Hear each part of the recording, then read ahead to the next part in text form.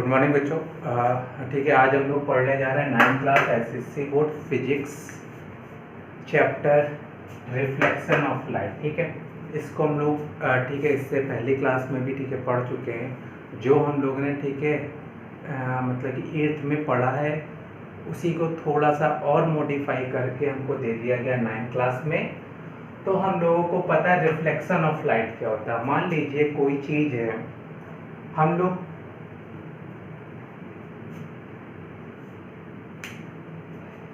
कोई भी ऑब्जेक्ट को हम लोग देखते कैसे हैं, इसका मतलब या उस ऑब्जेक्ट की लाइट होनी चाहिए अपनी, और या फिर उस ऑब्जेक्ट से कोई लाइट टकरा के हमारी आंखों में आए तो ही हमें ऑब्जेक्ट दिखेगा। जब एकदम ठीक है डार्क प्लेस होता है, अंधेरा होता है, तो चीज़ें हमको क्यों नहीं दिखती? क्योंकि वहाँ रिफ्लेक्शन नहीं हो रहा होता, क्योंकि वहाँ कोई लाइट नहीं होती जो उस ऑब्जेक्ट से ठीक है टकरा के हमारी आंखों में आए। ठीक है, तो इसलिए हमें ऑब्जेक्ट नहीं दिखता। इसीलिए हमें कभी भी ठीक है फ़ोन ऑन करना पड़ता है, ट्यूबलाइट जलानी पड़ती है, या फिर ठीक है इस तरीके के काम करने पड़ते हैं। और ठीक है इसीलिए उनको कहते थे लुमिनस और नॉन लुमिनस ऑब्जेक्ट। ठीक है, लुमिनस ऑब्जेक्ट वो ऑब्जेक्ट होते हैं जिनकी अपनी लाइट होती है, जैसे सन उसकी अपनी लाइट है, मून, बल्ब, तो इनकी अपनी लाइट है, ये ऑटोमेटिक हम लोग को दिख जाते हैं। ठीक है, लेकिन जैसे बोल देते हैं हम लोग ये पेन, तो इसकी कोई अपनी लाइट तो नहीं है ना। अभी मान लीजिए इसको इस रूम की लाइट बंद कर देते हैं तो ये पेन हमको नहीं दिखेगा। बिल्कुल डार्क प्लेस अगर हो जाए, यहाँ पे डार्क हो जाए, तो ये हमको मार्कर बिल्कुल भी नहीं दिखेगा। और वैसे ही में अगर हम अपने ठीक है फ़ोन की टॉर्च ऑन करें तो ये हमें दिखने लगे। क्यों? क्योंकि जो हमारी रे ऑफ लाइट थी इससे स्ट्राइक करेगी, स्ट्राइक करने के बाद वो रिफ्लेक्ट करेगी, तो वो हमारी आंखों में आएगी, तो ये हमें ऑब्जेक्ट दिखेगा। ठीक है, तो चलिए एक एग्जांपल ले लेते हैं। कोई एक ऑब्जेक्ट है, जैसे इसको एक ऑब्जेक्ट मान लेते हैं। ठीक है, यहाँ मान लेते हैं ये हमारा बल्ब है और ये हमारी ठीक है आई मान लेते हैं 2 मिनट के लिए। ठीक है, तो हमें ऑब्जेक्ट दिखा कैसे? अरे बिल्कुल सिंपल सी बात बता रहा हूँ, अभी ज़्यादा इसमें डीप मत जाइए। यहाँ से लाइट आई,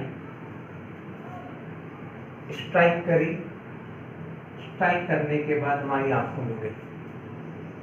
ठीक है, अभी इसी चीज़ को डीप में पढ़ेंगे बाद में। तो अभी इसको कहेंगे ठीक है इंसिडेंस रे जो स्ट्राइक कर रही है, इसको कहेंगे रिफ्लेक्टेड रे जो स्ट्राइक करने के बाद रिफ्लेक्ट कर रही है। हम लोगों ने छोटी क्लास में पढ़ा था the bouncing back of light is known as the reflection of light, लेकिन यहाँ पढ़ने जा रहे हैं the return of light into the same medium. ठीक है, after striking a surface is called the reflection. हमने सिंपल भाषा में बोल दिया the bouncing back of light is known as reflection. बात तो वही हो रही है ना, इधर से लाइट आई, रिफ्लेक्ट हुई या ठीक है बाउंसिंग बैक हुई, उसी को कहेंगे हम लोग क्या? रिफ्लेक्शन। कोई भी लाइट किसी ऑब्जेक्ट से टकराने के बाद ठीक है अपना पाथ चेंज कर दे। अभी इस लाइट को इस तरीके आना चाहिए था अगर यहाँ ऑब्जेक्ट नहीं होता तो, लेकिन स्ट्राइक करने के बाद उसने अपना पाथ चेंज कर दिया। इसी को कहेंगे, इसको कहेंगे इंसिडेंस रे, इसी को कहेंगे, इसको कहेंगे रिफ्लेक्टेड रे, और इस पूरे प्रोसेस को कहेंगे रिफ्लेक्शन ऑफ लाइट। बात समझ आई? अब बात करते हैं द काइंड ऑफ रिफ्लेक्शन। 2 तरीके के रिफ्लेक्शन होते हैं, हम लोगों ने पहले भी पढ़ा था, रेगुलर रिफ्लेक्शन और डिफ्यूज या हमारा ठीक है इर्रेगुलर रिफ्लेक्शन। और हमारे इर्रेगुलर रिफ्लेक्शन को ही बोलते हैं डिफ्यूज रिफ्लेक्शन। अब भाई रेगुलर रिफ्लेक्शन क्या होता है? जब कोई भी चीज हमारे स्मूथ ऑब्जेक्ट में स्ट्राइक करे, मतलब कि जब भी light ray when the light ray strike on a smooth surface is known as the regular reflection. Means कैसे? मान लीजिए यहाँ पे ठीक है एक रे तो निकलती नहीं है, लाइट की एक रे तो नहीं होती। ठीक है, बीम ऑफ रेज होती हैं तो स्ट्राइक करेगी, स्ट्राइक करने के बाद फिर स्ट्राइक करेगी, स्ट्राइक करने के बाद ये इस चीज़ का ध्यान रखना है कि ये स्ट्राइक करने के स्ट्राइक के समय भी ठीक है रे हमारी पैरेलल होंगी और स्ट्राइक के बाद भी मतलब रिफ्लेक्टेड रे भी हमारी ठीक है पैरेलल होंगी। मीन्स यहाँ से एक रे स्ट्राइक करी, यहाँ से गई, यहाँ से दूसरी रे स्ट्राइक कर रही है और रिफ्लेक्ट होने के बाद भी पैरेलल हो रही है। ये हमारा होगा रेगुलर रिफ्लेक्शन। और रेगुलर रिफ्लेक्शन हमेशा स्मूथ सरफेस पे होगा, ठीक है। The reflection occur in the smooth surface is known as the regular reflection, ठीक है। फिर आते हैं डिफ्यूज और द इरेगुलर रिफ्लेक्शन। हमारा इरेगुलर रिफ्लेक्शन क्या होता है? जब कोई ऑब्जेक्ट हमारा मीन्स बोल सकते हैं स्मूथ सरफेस ना हो, मतलब जैसे बोल रहे स्टोन, स्टोन थोड़ा उबड़ खाबड़ होता है। मान लीजिए स्टोन है, स्टोन या चेयर वगैरह, जैसे एक हमारा ले लेते हैं पत्थर है, एक स्टोन है, इस तरीके का स्टोन हो सकता है। जब यहाँ रे ऑफ लाइट स्ट्राइक करेगी तो यूं जाएगी, ठीक है। मान लीजिए अब यहाँ स्ट्राइक कर रही है तो कहाँ जाएगी? क्या ये इसके ठीक है पैरेलल होगी? नहीं भी हो सकती, ऐसे भी जा सकती है स्ट्राइक करने के बाद, स्ट्राइक करने के बाद वो ठीक है कैसे भी जा सकती है,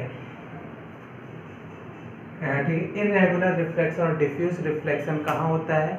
हमारे जो ऑब्जेक्ट स्मूथ ऑब्जेक्ट ना हो, जैसे स्टोन हो गया, तो इस तरीके के ऑब्जेक्ट, जैसे वुड भी बोल सकते हैं, वुड भी हमारी उबड़ खाबड़ होती है, ठीक है। हमारे टेढ़ी होती है वुड भी, जो बिल्कुल ठीक है प्लेन सरफेस होगा, जैसे ब्लैक बोर्ड या वाइट बोर्ड। जो भी हमारा वाइट बोर्ड होगा ये बिल्कुल स्मूथ सरफेस है, बिल्कुल प्लेन है, तो इसमें रे जो होंगी वो सीधे स्ट्राइक करेंगे और उसी पाथ में पैक होंगी, ठीक है। तो इसे कहेंगे है रेगुलर रिफ्लेक्शन। और डिफ्यूज रिफ्लेक्शन होता है हमारा जो भी सरफेस हमारे ठीक स्मूथ सरफेस ना हो, ठीक है। अब बात करते हैं कुछ इंपॉर्टेंट टर्म्स हैं। सबसे पहले इंसिडेंस रे हम बना लेते हैं। ये ऑब्जेक्ट है मेरा, ये रे आई, इसे कहेंगे हमारा इंसिडेंस रे, इसको हम लोग डिनोट करते हैं आई से, ठीक है। फिर बोला द पॉइंट ऑफ रिफ्लेक्शन, ये पॉइंट ऑफ रिफ्लेक्शन है जहां से रिफ्लेक्शन शुरू हो रहा है। इसकी डिफिनीशन तो बुक में लिखी है, उसी को आपको याद करनी पड़ेगी। इसको सिर्फ हम लोग ठीक है समझने की कोशिश करते हैं। इसे कहेंगे इंसिडेंस रे, ठीक है। फिर आता है ठीक है पॉइंट ऑफ रिफ्लेक्शन, इसको ठीक है कूल ऐड कर लेते हैं, जहां पे the place where the incidence ray strike is known as the point of reflection. अब यहां से रिफ्लेक्शन शुरू होगा, इसे बोलेंगे रिफ्लेक्टेड रे, इसको डिनोट करेंगे ठीक है आर से, ठीक है। फिर होता है हमारा नॉर्मल। नॉर्मल क्या होती है?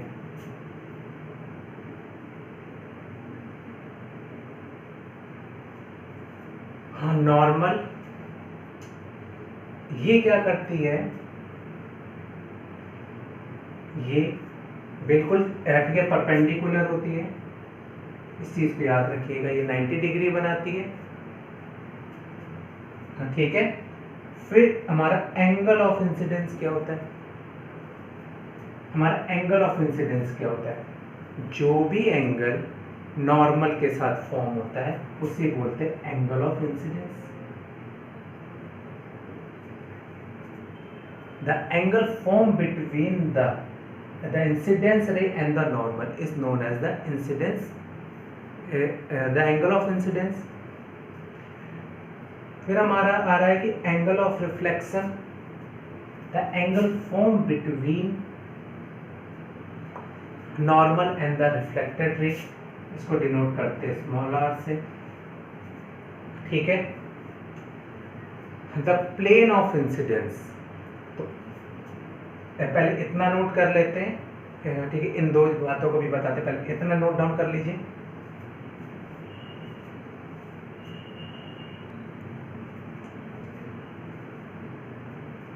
चलिए अगला टर्म देखते हैं, plane of incidence. The plane of incidence क्या होता है? The place where the incidence ray, ठीक है, एंड द नॉर्मल कंटेन, जहाँ पे, ठीक है, वो प्लेस जहाँ पे हमारे इंसिडेंस रे और, ठीक है, नॉर्मल हो, उसी कहेंगे the plane of incidence. Plane of incidence क्या होता है? जैसे ये हमारी जो नॉर्मल होती है, ये पॉइंट ऑफ इंसिडेंस से निकलती है और, ठीक है, ऑब्जेक्ट के साथ 90 डिग्री बनाती है, और जो ये, ठीक है, इंसिडेंस रे होती है, ठीक है, ऐसे होता है। द प्लेन ऑफ इंसिडेंस क्या होता है? Plane of incidence, the place where the normal and the incidence ray contain, वो एरिया जहाँ पे, वो एरिया जहाँ पे इंसिडेंस रे और नॉर्मल होती है, उसे बोलते हैं plane of incidence. The place where the incidence ray and the normal contain, it is known as the plane of incidence, ठीक है। इसी तरीके आता है द प्लेन ऑफ रिफ्लेक्शन। अब मान लीजिए इंसिडेंस हो गया था, तो अब रिफ्लेक्शन होगा, नॉर्मल है तो रिफ्लेक्टेड रे, इसको डिनोट करते हैं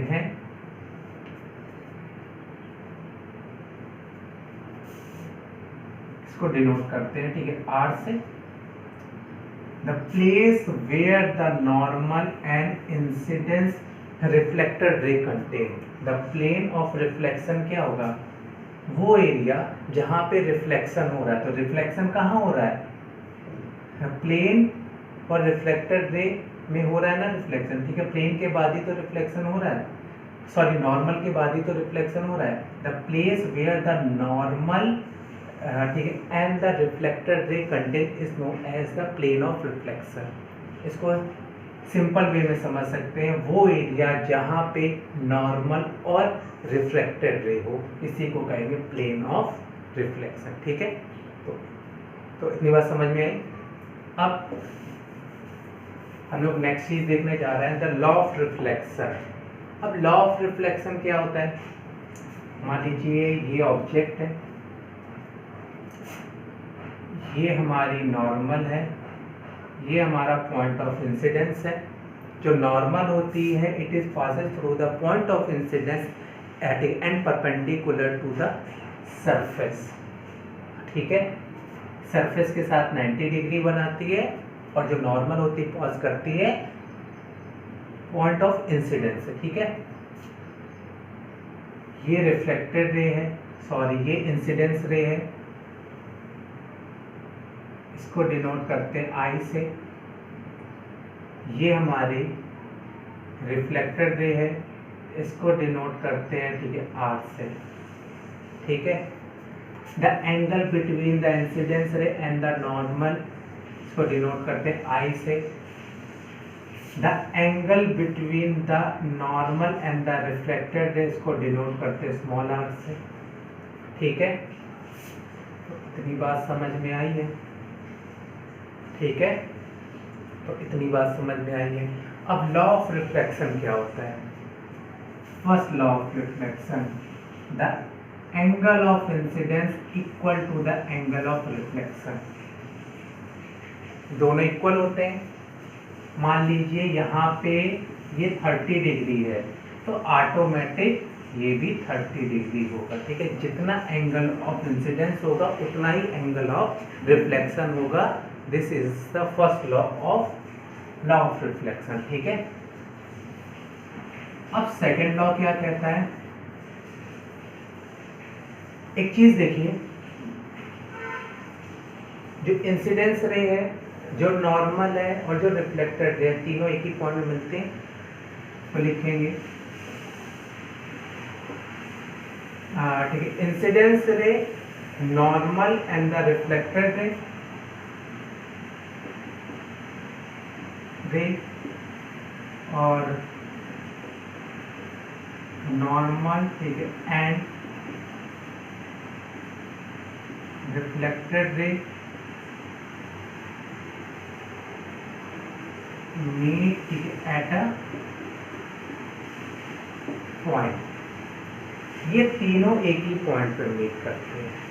incidence ray, normal and the reflected ray meet at a point. मतलब जो फर्स्ट लॉ कहता है कि एंगल ऑफ इंसिडेंस इक्वल होना चाहिए एंगल ऑफ रिफ्लेक्शन के, और दूसरा लॉ क्या कहता है कि जो इंसिडेंस रे है और जो नॉर्मल और जो रिफ्लेक्टेड रे है meet at a point, meet at a same point बोल सकते हैं। तीनों एक ही पॉइंट पे मीट करती है, ठीक है। ये हमारा लॉ ऑफ रिफ्लेक्शन हो गया। प्लीज नोट डाउन, आगे बताते हैं इसके।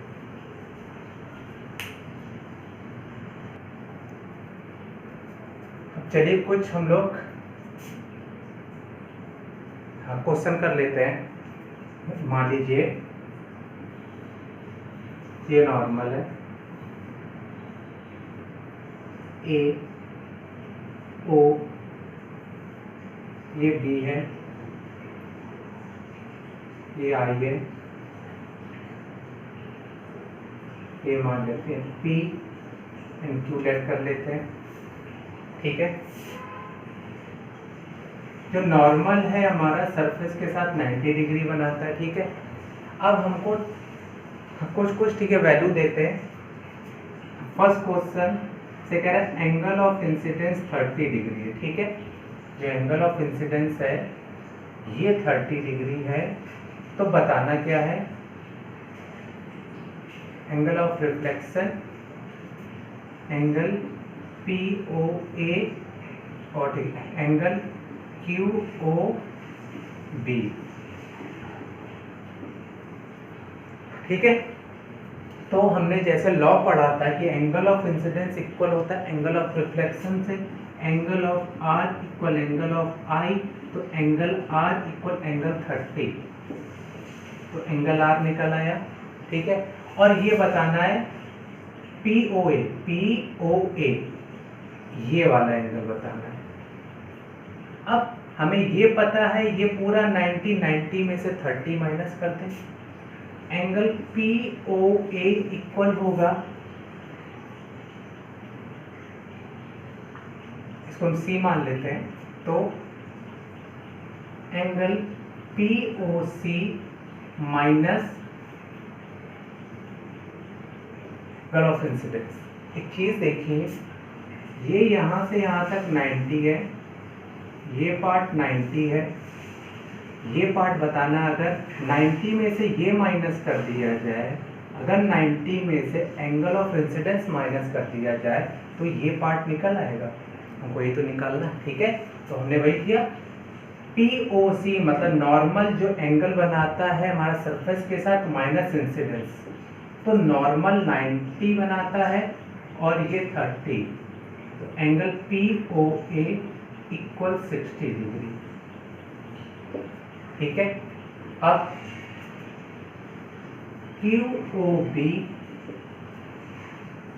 QOB हमें दिया गया है, हमसे पूछ रहा है निकालो QOB, मीन्स अब ये निकालना है,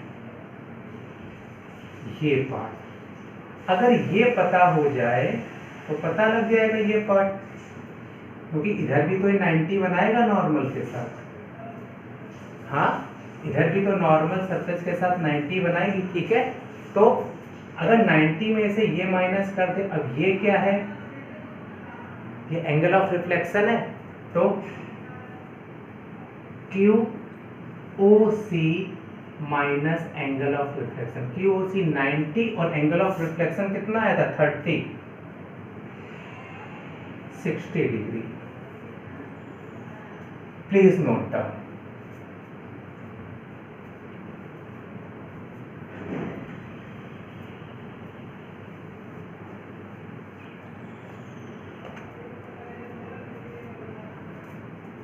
चलिए आपको ये लगाना है और इस तरीके के मैं कुछ सम दे रहा हूँ आप लोगों को, तो ये आपको निकालने होंगे, ठीक है।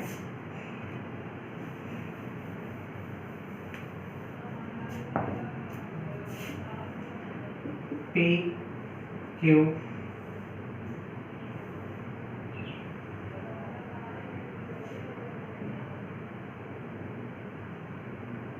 ये ओ ए बी सी, ये पता है 90 होगा, यहाँ से 90 होगा, ठीक है।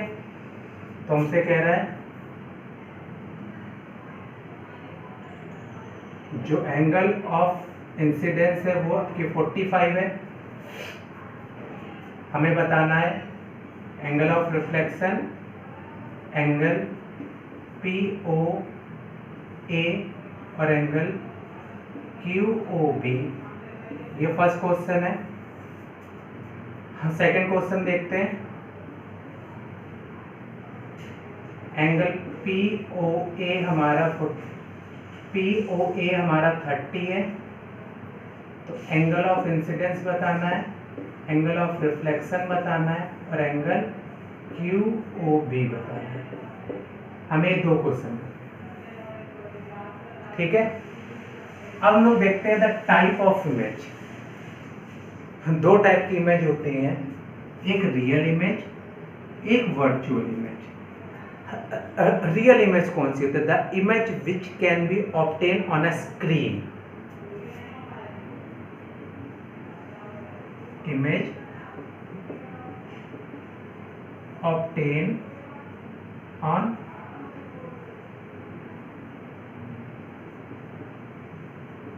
स्क्रीन, इसको कहेंगे रियल इमेज। जो वर्चुअल इमेज होती है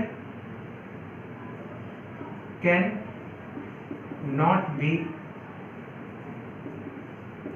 ऑब्टेन ऑन स्क्रीन, ठीक है। चलिए एक चीज देखते हैं। The image of a point object form by a plane mirror. हमारा कोई, ठीक है, प्लेन मिरर है, तो ये मान लेते हैं मिरर है, ये M और ये हमारा M1 है, ठीक है। हाँ, तो जो मिरर है, तो मिरर में हम लोग को क्या चाहिए? ये हमारा पॉइंट ऑब्जेक्ट है, ठीक है। ये हमारा पॉइंट ऑब्जेक्ट है, ये हमारी एक नॉर्मल ले लेते हैं,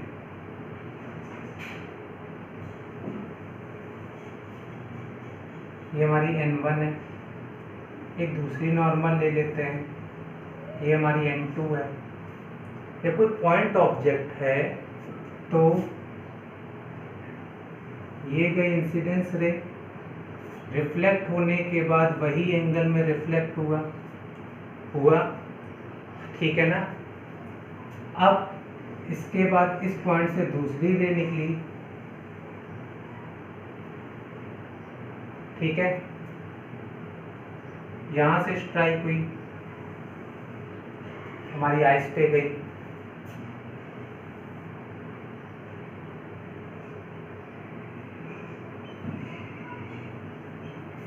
ठीक है। अभी इमेज कहाँ बनी? स्ट्राइक किया, इमेज कहाँ बनती? जब भी कोई प्लेन मिरर होता है तो उसमें वर्चुअल इमेज बनती है, क्योंकि उस इमेज को हम स्क्रीन पे ऑब्टेन नहीं कर सकते, ठीक है। तो इमेज कहाँ बन रही है? अगर अच्छे से देखा जाए, तो इमेज कहीं यहाँ बन रही है। तो ये पॉइंट ऑब्जेक्ट है, ये ठीक ओ ऑब्जेक्ट है, ये हमारी आई इमेज है। तो इमेज कहाँ बनी? यहाँ पे। जब ये सिंगल ऑब्जेक्ट था, सिंगल पॉइंटेड ऑब्जेक्ट, अब मान लीजिए एक्सटेंडेड ऑब्जेक्ट है, कोई लंबा चौड़ा आदमी है, उसकी इमेज, तो जैसे मान लीजिए कोई ऑब्जेक्ट होगा, तो उसकी इमेज के लिए दो चीज़ चाहिए, उसके हेड से लेकर उसकी फुट तक। अगर उसका हेड से लेकर फुट तक देखना है, तो एक इमेज यहाँ से निकलेगी और एक इमेज, अरे सॉरी, ठीक है, एक रे यहाँ से निकलेगी और एक रे यहाँ से, ठीक है। तो इसलिए अभी इसको नोट डाउन करिए, अगला पॉइंट बताते हैं, ठीक है।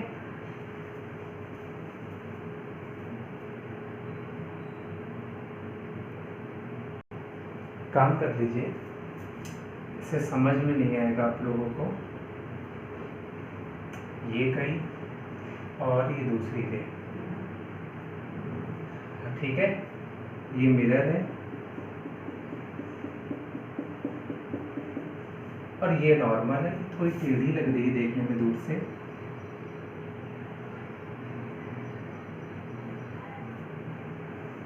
ठीक है, प्लीज नोट।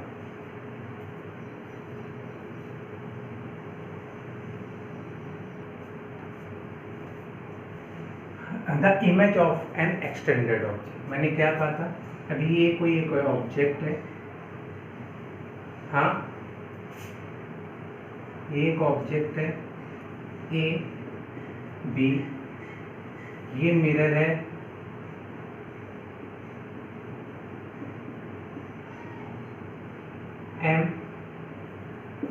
M1 पॉइंट है। तो एक काम करते हैं, ये पॉइंट है, एक ये पॉइंट, ठीक है। तो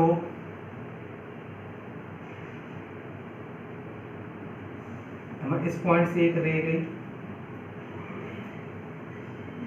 यार इंसिडेंस रे है, ठीक है, ये रिफ्लेक्ट होगी, ठीक है। फिर इसी पॉइंट से दूसरी रे गई,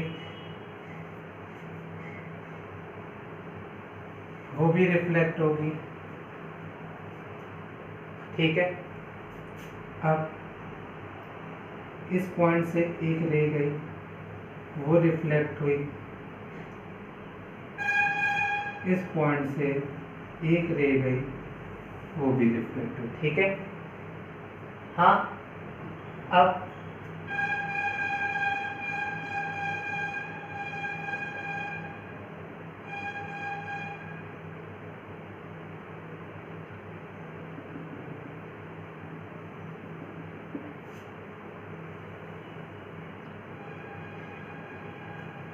ये हमारा ऑब्जेक्ट बनेगा, ठीक है।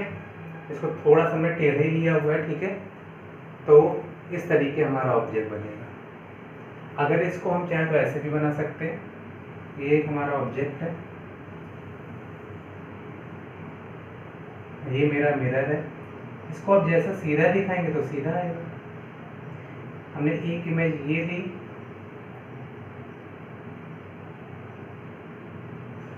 हल्का सा बेंड करा दें, फिर ये रिफ्लेक्ट हो जाएगी, फिर हल्का सा बेंड करा दें, रिफ्लेक्ट हो जाएगी, ठीक है।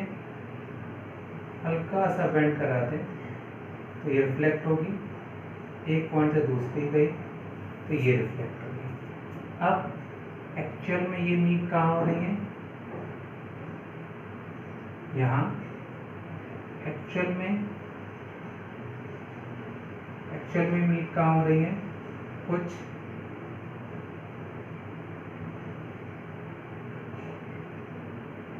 इस तरीके होंगी। क्या होता है प्लेन मिरर में, ठीक है, ऑब्जेक्ट की, ठीक, ऑब्जेक्ट मिरर से जितनी डिस्टेंस पे होता है, इमेज भी उतनी ही डिस्टेंस पे बनती है, ठीक है। ये प्रॉपर्टी है, चेक ली।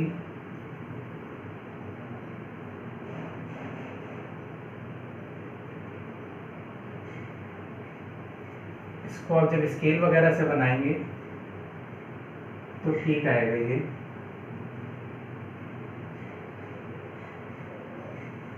ये हमारा ऑब्जेक्ट है, ठीक है। तो please note down.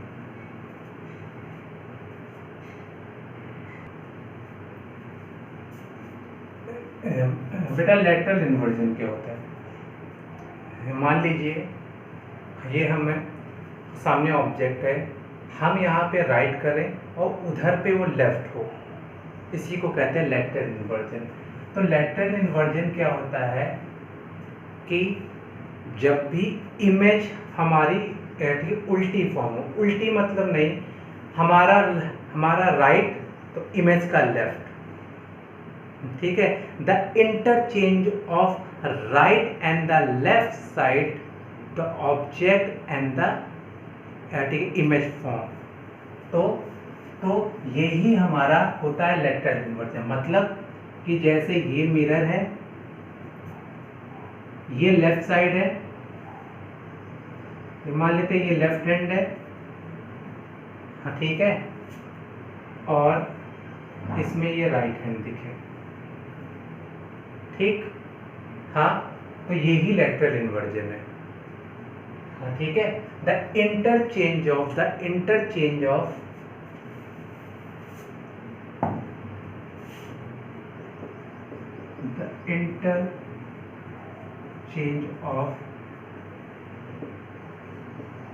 right to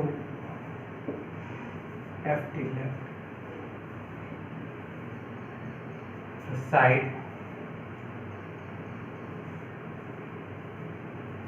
of an object and